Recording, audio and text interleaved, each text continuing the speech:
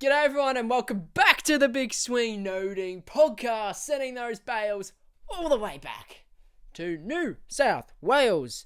Since 2019, Australia World Cup champions, baby, in the T20 World Cup. I still can't quite comprehend how they did it or why or that Australia are the world champions, because quite frankly, they're not that good. But that's the nature of T20, bro. That is the nature of it. That's just what happens. I said it in the last episode that unfortunately uploaded after the final, so that didn't turn out too well, but hopefully this one goes a bit better.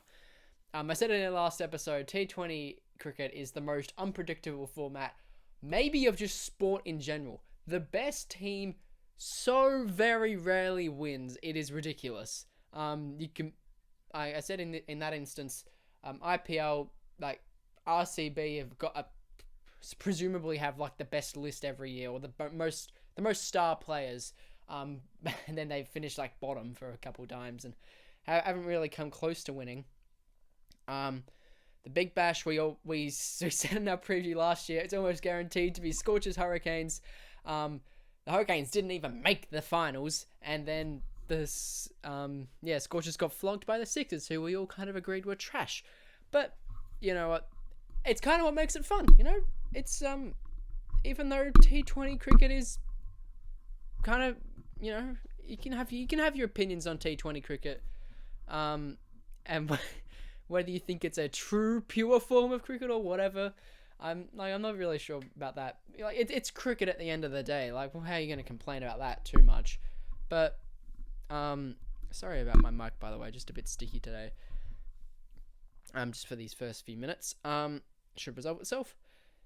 But it was fun. It was a fun World Cup, bro. It wasn't as many like real upsets as we've seen in the past for World Cups. Whether it be like, especially the T20 World Cup, it's the prime for upsets. Like I say, the best team very rarely wins. But it's a very climactic tournament, and there were plenty of climactic matches this tournament. You had, it started right from the Super 12. Pakistan, they toppled India for the first time in their history, and that was one of, if not the game of the tournament. Okay, no, it wasn't. Like Australia Pakistan was the game of the tournament, but that was a huge moment. And although it didn't necessarily reach the climax, like you sort of knew Pakistan were going to win about halfway through, it was fun. It was fun. The atmosphere was great. Shout out to Dubai and Sharjah and the whole of the UAE and Oman. Put on a great tournament. I don't think they actually get credited for it. I think it still says that it's India 2021, which kind of sucks for them, but I'm sure they still get a lot of bonuses for it financially, so I don't think they'll be complaining too much. But yeah, on the topic of that, Oman, what a great tournament. Both for hosting wise and by their actual team, they played great. They absolutely played great. I expected Oman to finish bottom. They outperformed that. But part of that was because Papua New Guinea really disappointed me. But yeah, Oman, like they played really well, and they played with a lot of excitement. The grounds, the DJ in Oman was so fun. And cricket looks on a really good path, in the Middle East in the near future, which is really fun. It's really good for cricket. And hopefully it keeps expanding in these Asian countries, and we can keep getting more varied locations in world cricket like this. It's nice having, somewhere that isn't India, Australia, England. Just having a World Cup somewhere else. It's cool. So I'm glad that happened. And it was a fun tournament. But for the final, Australia v New Zealand, Trans-Tasman rivalry, I said in the small preview I did for this match that Australia had a much higher ceiling, but New Zealand had a much higher floor, and it was just about what team we were going to see out of that. And just as the match just sort of started playing, you just sort of thought, well, Australia are just better. Or at least that's what I thought. Like, although it was in the balance, like the game was in the balance for like 70% of this match, and there were a lot of tension-filled moments. It always kind of felt like Australia were pretty likely to win it. And the only thing that really stopped that was Kane Williamson, who has been absolutely bums this whole tournament. And classic Kane Williamson, he showed up in the World Cup final, as he always does in crucial knockout stages. I'm assuming he's got an injury that I don't know about. I haven't been paying attention like as closely as I should. But wow, what a knock of 85 of was it 47, 57? I don't know. But Bruce spanked him. It was just classic Kane. He just put it in places where the field wasn't. And he didn't even need to he didn't time it as he typically would, but he just got it. He just put it in places where he couldn't get out. And shout out Kane. His placement was on point to last night. Sorry by the way if I'm, a little bit toned down. I've had a couple nights past 6 a.m., 5 a.m. watching the cricket. So yeah, a little bit exhausted, but it's all going well. And hey, we won the World Cup, so I'm still pretty excited. But bro, Kane Williamson, he played one of I would probably say the best T20 innings of his career. Actually, yeah, that's probably definitely. I think he's got one higher score, which was 93, if I'm not mistaken. I can't remember who that was against, but that was a few years ago. But all the circumstances, and like New Zealand would just never had an upper hand. They started a power play like at an economy of 5 or something like that. Mitch Starc had a pretty poor first over. He really, really missed his length and width. But wow, Josh Hazelwood.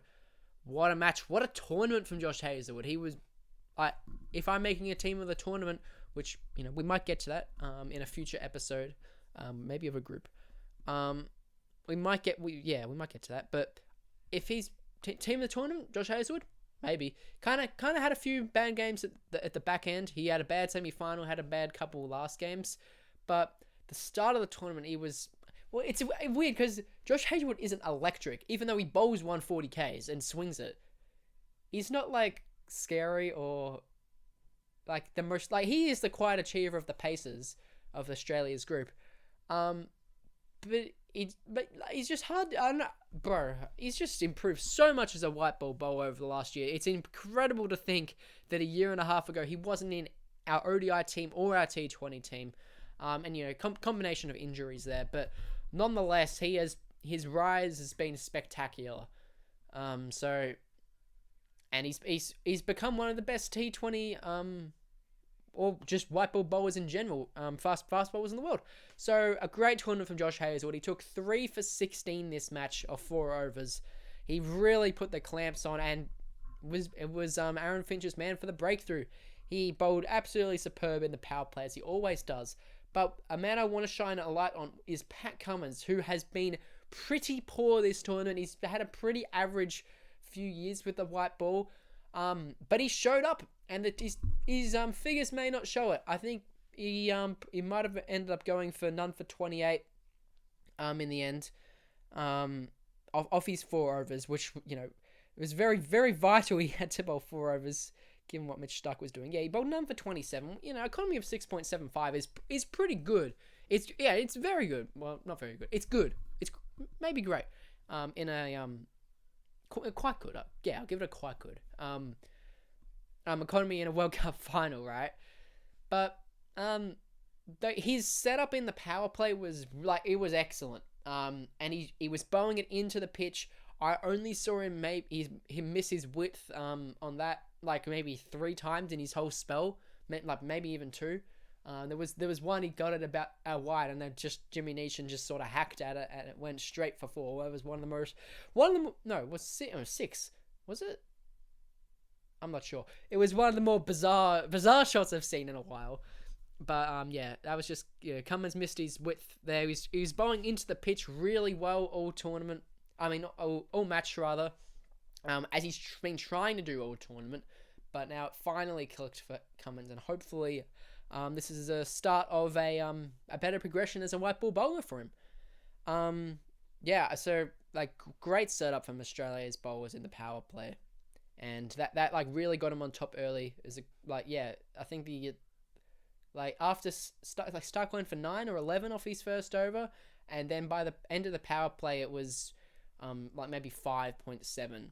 So they really put him on clamps. And then in the middle overs, it started to sort of plateau for a bit. Adam Zampa came on, and bro, I'm gonna keep saying it, and I'm never gonna forget this tournament. Adam Zampa, player of the tournament. He should have won it, and we'll get to that a bit later. But wow, and although he bowled maybe a little bit too full and a little bit too wide in his last over, still went for 1 for 26 off his 4 overs. But he bowled a lot better than that. He put the clamps on after the power play, and he went for 2 off his first over, or 3. They couldn't get him away, and then he pitched one up to Guptill after Daryl Mitchell had just gone before. Guptill wasn't timing it. It was a smart pitch up, and he went to the long boundary and he holed out. It was, again, something that's so underrated about Adam Zampa. Everything is underrated about Adam Zampa, but his cricket IQ is one of, if not the most underrated in the world. And he's thinking to pitch it up just as Guptill is looking to tee off, and he's been given the sign from Daryl Mitchell. Is great thinking, and it allowed for Australia's first wicket. I think I think that was the first. No, second. Yeah. Mitchell opened. No, Mitchell went. No, Kane Williamson is the one that. Yeah, Williamson was starting to tee off to Maxwell, which was, again, smart batting. He picked Maxwell and Marsh and realised, these are the 5 bowlers. Like Maxwell's just going to fire into the spot. I know where he's going to bowl. He's going to bowl it in tough positions, but if I can just loft it over cover point, there's no one there. There's 3 runs to be had, and he got a couple 4s off that. Maxwell is he's a fine T20. He's fine. He's a fine bowler. No, I wouldn't say he's a fine bowler. His bowling is fine, I would say. Because that would imply he's actually good. But he's quite clever with the ball, and he puts it in tricky positions. But he was just sort of a little bit off tonight, and Williamson made him pay. Marsh bowled 1 over and went for 11. He didn't bowl very well. But Mitch Starc. Wow, Mitch Starc sold, bro. Mitch Starc almost sold the bag for Australia. He went... What was he? He was none for 50 off 3 overs, I think. Or was it worse than that? I'm not sure. Bro, he tried his hardest. Well, his third over wasn't that bad. He just got a rampaging Kane Williamson. What more can you... it wasn't great, but it wasn't that bad. And, what can you do when you got a rampaging Kane Williamson at the end? What can you do when you got Kane Williamson in a World Cup final or a knockout? That's just what he's going to do. So, yeah, shout out Kane Williamson for that. And his last over, Starc, from memory, wasn't that bad. He bowled the last over, and after he'd gone for none for 50 off 3, my chat was sort of like, bro, do they have to bowl Marsh in the last over? No. Look, it's a risk, yes, to bowl Starc, but it's equally as so. It's a huge risk to bowl Marsh. I don't know. I feel like you got your ceiling's a lot higher than Starc, with Starc, and I think that was the right choice. And it only went for 8 or 9 in the end, so that wasn't too bad for a last over, and he bowled reasonably okay, at the end. Back to Adam Zampa. He was spectacular. His setup through the middle overs, again, was just sublime. And he just sort of missed his length at the end of the spell when Kane Williamson was looking to tee off. And he just gave him a little bit too much room, which is uncharacteristic because he just hits his spots and he plans it out so well. What a tournament from Adam Zampa. And I'm glad he's finally getting some respect from the public, from the media, as a world-class T20 bowler. But more so as in addition to that, though, he's still underrated. Still underrated. People still don't appreciate his skill set, what he's brought to this team for so long. And he, like, there's always been the sort of jokes like, oh, Collins is bunny and all that stuff. But hey, a great tournament from Adam Zampa. They don't win this tournament without him. Like, definitely not. And New Zealand sort of looked like they were gonna make 150, 140 at one point. But once Kane Williamson got going, you're like, okay, well, this could go a bit bigger. And then they really started teeing off, and Stark started like really selling. And I thought, bro, they could get 190, 200 here. But in the end, it rolled out to be an average 171, which is it's par, but excuse me, and defendable. But any like 180 is they say was the golden number, but they probably still wouldn't have won. Excuse me again. They still wouldn't have won without the 180. With 180 on the board. And honestly, maybe even two. Well, no, because Australia's game plan looks different if they're chasing 200 or 190. So, but yeah, who knows? Who knows what could have happened? But yeah, Kane Williamson MVP as per normal. Just his ability to wow, that's a shot from Cameron Green. I'm just watching the Marsh Cup here, just between WA and Queensland, and Cam Green is absolutely teeing off. He's 62 or 42. Shout out Cam Green. Maybe making his case back in the ODI squad. Maybe. It's so weird that Cam Green played ODIs. It was kind of average, but you know, whatever.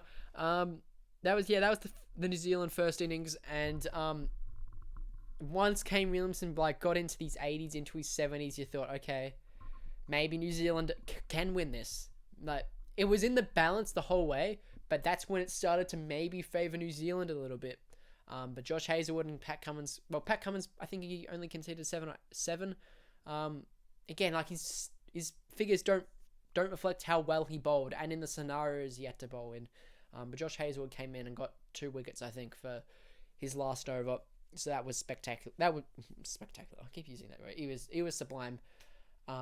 And then, yes, that was New Zealand's innings. All right, so then the Australian innings started out with Warner and Finch, and Trent Bolt was the main man. Wow, Trent Bolt. Bro, he gave absolutely everything into this final, dude. He gave absolutely every drop of T20 energy that he had left in his soul to try and get New Zealand over the line tonight, but he couldn't. And I felt a bit bad for him because he was, I mean, he wasn't, wait, was he really the only one who bowled well? I mean, Southee bowled okay. He was okay. Yeah, I'd say Southee was decent.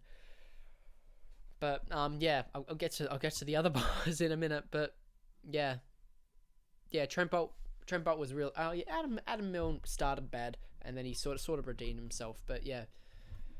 Trent Bolt, he was 2 for 8. At some point, was it after 3, after 2? I don't know. But he was desirable. He was. Ended up with 2 for 18.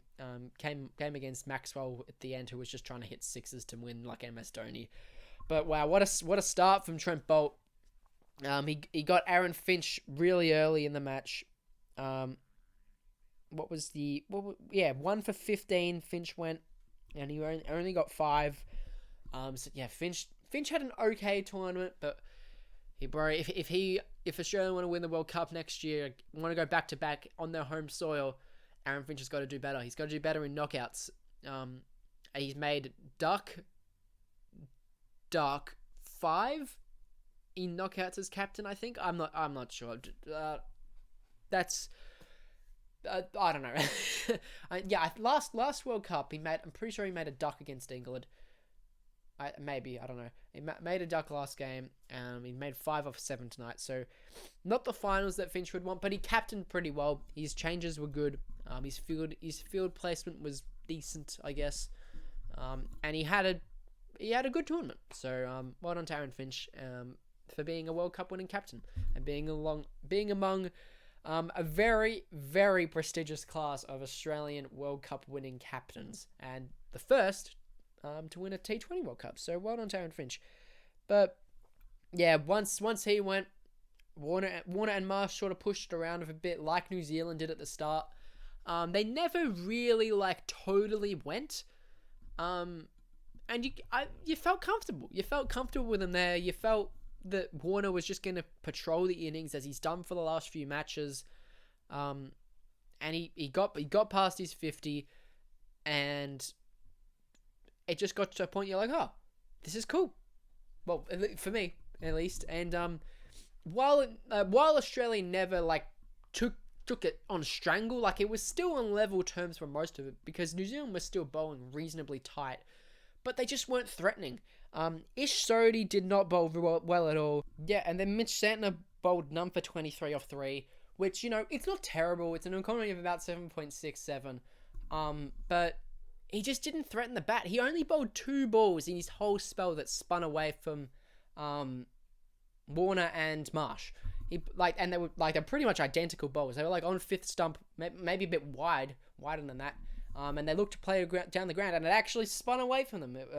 Mitch Santner doesn't spin it very often, or if at all. So it was kind of weird that he did it, the same ball twice. That it actually turned. So respect to that one ball. But other than that, he didn't look threatening.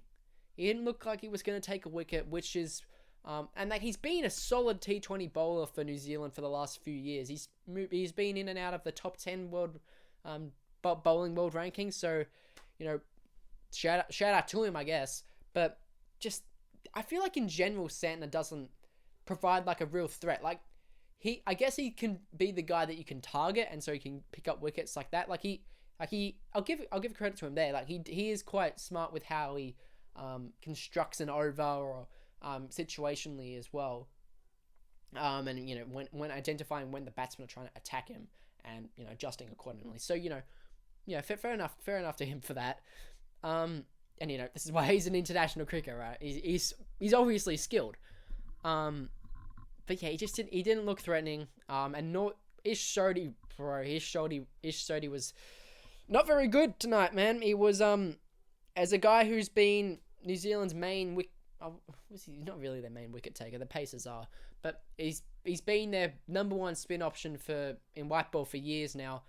And he's the one who can give it a real rip if he needs to, and he's the one that can give him the change ups, which is uncharacteristic of a New Zealander spinner. But he missed his lengths tonight. He bowled it short. He bowled too many drag downs, and the Bison was firing. He sent them to the rope, and Warner was able to pull across himself, flick it over for 6. And that really, and while you had maybe Bolt, or you had Adam Milne trying to peg him down from one end, Ishodi just let him off the hook, and they let him get the runs. He went 13 and over, and I think ultimately that is what really sold them. They got once he had his second over that went big, you kind of knew that Australia were home at that point. And it was fairly fair. It was a fair way out, so nothing was ever certain. This is T20 cricket, so we never, even when Australia needed 17 off 20, I still wasn't, I was still cautious. But hey, they did it in the end. But Ishodi's spell definitely helped matters. Southey just wasn't his normal threatening self. He wasn't terrible. Although he went for none for 43, which is pretty bad. He wasn't awful. Not like Mitch Starc was. But hey, yeah, and it just that combination of the failing to pose a threat to the Australian batsmen, it made him too comfortable. And when you got guys like Warner and Marsh, who are very dominant batters, they like to sort of go back at the bowler. You're sort of why are you bowling? You're just bowling it to them, or they're hitting it, they're hitting your ball, or not, and you're not bowling to them, if that makes sense. You're not posing anything to them, they're just doing as they please. And I feel like that was sort of what Southey was tonight, and that just didn't combine well with the New Zealander spinners. And they kind of need to sort that out. Although it's not really something you can just sort of fix overnight, because New Zealand just don't have many good spinners in their arsenal, which is kind of a shame for them. They just sort of produced Vittori out of the blue, and then they just haven't had a really good spinner, or a decent spinner, at all. But Finch was, not Finch, Marsh was great. player of the match, rightfully so. 77 not out of 50. Very much won them the match. In conjunction with David Warner, the partnership was spectacular. They thrived off each other. Their play styles went after each other. They knew the game plan every single over. It's how you construct a T20. It's like absolute blueprint of constructing a T20 partnership. And they did it perfectly. Marsh has been threatening to do it all tournament. He's been in some really good form this year. And, he's coming into this tournament and Maxwell's touting him as potential player of the tournament. Didn't get many opportunities, and then he was dropped for, barely batting. He might have, batted, I think he batted once and didn't make much, and it was in a dire situation as it was. And that was the only time they played a batsman short, was their only loss, which is when they got absolutely pummeled by England, and they definitely could have done with an extra batsman. Not that it would have mattered, because they had a huge collapse as it was, but might have been useful. Might have been useful to have an extra batsman, and I think ultimately that is what won Australia the World Cup. It is the use of having 7 batsmen, 4 bowlers, and just working out and getting through the overs for the other 2. Maxwell and Marsh, they can share 2, and Stoinis is capable, but he's been injured for years. It was too much of a risk to bowl Stoinis in the final, absolutely. But I think he bowled a couple times this tournament, and it wasn't atrocious from what I remember. But you can easily, and Maxwell, if you bowl him in the power play, it typically works, and then you combine him with Zampa as we saw in the last game, it worked a treat. There's typically one of them that's firing, so you can share an over, and I think that is absolutely the blueprint to winning white ball tournaments. We absolutely saw it with England in the 19 World Cup. They had Adil Rashid, Ben Stokes, was Chris Rokes played, I think? I don't know. They had 3 or 4 all-rounders in that 11, and they batted down to 9 or 10, and they were all quality bowlers, so they could afford to just go bang, bang, bang, bang, and still have, and then if they did get out, they still had wickets in the shed. So, that is the beauty of the all-rounder position in a white ball cricket, and having a reliable one like Ben Stokes. And Australia hasn't really had that in terms of just both disciplines. Marsh is a very good batsman, right? And he's a good bowler too. Maybe not for white ball though, but but he doesn't have to be. He's been killing it with the bat lately, and that's all he has to do really. And it won Australia the tournament, so you can't complain with that at all. But that is I think what ultimately won Australia the World Cup, because they didn't even have an all-rounder that necessarily fired in both lanes. They were just able to play with an extra batsman. They don't make the World Cup final if they play Ashton Agar. Not to say that Ashton Agar is a net negative or anything, because he's the number 8 bowler in the world on ever. He's clearly not a slouch, but he can still hold a bat. But the difference between having him at 7 and Matthew Wade at 7 is monumental. Whether you like Wade or not, whether you rate Agar's batting or not, it's obvious that Wade is a much better batsman, and having Stoinis there as well, having the flexibility of Smith, having the flexibility of Maxwell, it just combined very, very nicely. And playing an extra batsman deep, I think, has been shown to be the blueprint in white ball. So well done to Australia for picking that out. New Zealand played with 5 bowlers. I don't classify Senna as an actual batsman. He's batting at 7. He's a better batsman than what Agar is, right? But you don't want having him at 7. And but they didn't get down that deep. But it definitely limited their freedom a bit. Although, unless your name's Kane Williamson, in which case, who gives a crap? Just whack it. Because you're Kane Williamson, you're not going to go out anyway. He's a freak, bro. I hope we appreciate just how good Kane Williamson has been in World Cups. He's going to go down as one of the greats. Well, he already is as one of the greats, but World Cup wise, could be one of the best to ever do it. So, his effort goes in vain, unfortunately. At 85 or 48, I still can't quite believe that. But yeah, Marsh and Warner share, what was it? Almost 100 runs? 92-run partnership. And that was it, really. And then when Warner got out to Bolt, you sort of thought, oh, okay, this could still be game on. There's still about 70 runs to get. Australia are very capable of collapses, and Trent Bolt's fired up. He's bowling a treat. So definitely wasn't out of the question that Australia collapsed.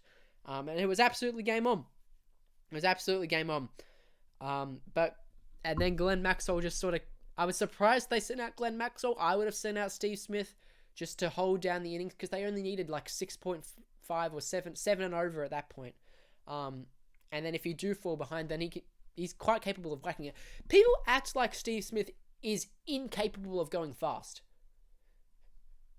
He scored 2 ODI centuries off 60 balls last year. He's like, generally in T20 international cricket, he strikes at about 130.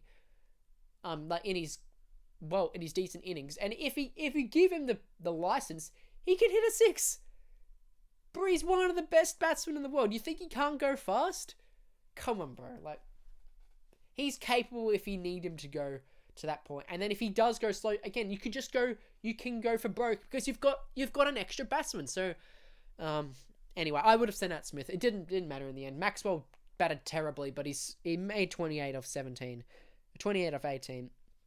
He was trying to hit a 6 to win it. He was trying to do the MS Dhoni, but the winning shot came off a switch hit behind third man. One of the more ugliest shots you'll see from Glenn Maxwell, and but it trickled to the rope, and I think that sort of sums up Australia's World Cup win very nicely. It was unorthodox. They weren't the best team.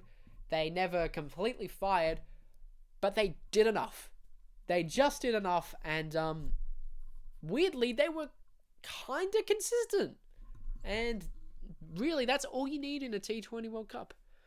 Then you also just got to fire when it needed. And they saved their best match of the tournament until the semi-final against Pakistan, which was right. Like, Pakistan, I think we could all agree they were the best team in this tournament. And then they saved their peak batting at the right time. Australia, they batted well in the last couple games. They had a couple easier fixtures that they just needed to not choke, which was concerning. And then they got their batsmen into shape. They got Stoinis into the runs. They got Wade into the runs to send them home. And that translated in the semi-final. Mitch Marsh scored some runs. That translated in the semi. No, he made like 25-ish. And then that absolutely translated in the World Cup final for the Bison. So yeah, you can say they didn't deserve it. And they weren't the best team. And they're still ranked number 7 in the world. Who cares? It's a World Cup. It's T20. It's sport. What are you going to do? Give it a whack. See what happens. And that's what happened. Australia win the T20 World Cup 2021 when no one expected it. Well, it's weird. Last year, like maybe a year or two ago, I would have said Australia in a really good position to compete. Well, the World Cup was going to be in Australia at that point, so it looked all prime for them to win. But then a couple players started going out, the inconsistencies eventuated. Mitch Stark just got the yips for a bit. Warner was crap for a while. The finishing position was really, really bad. But they sorted all those things out, just sort of like that. And they lost their 5 T20 series. Their last 5 T20 series, they lost before this World Cup.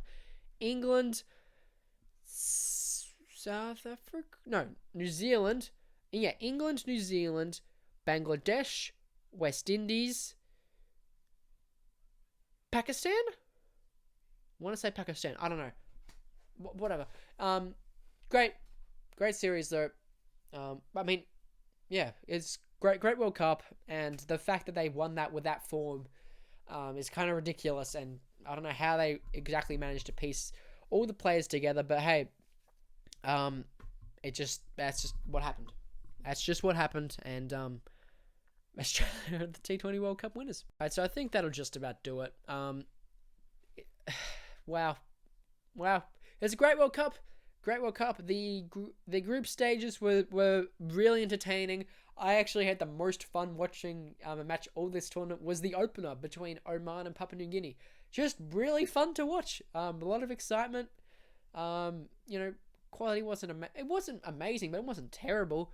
And it was just a good time. It's a good bash around. Oman won that one pretty convincingly.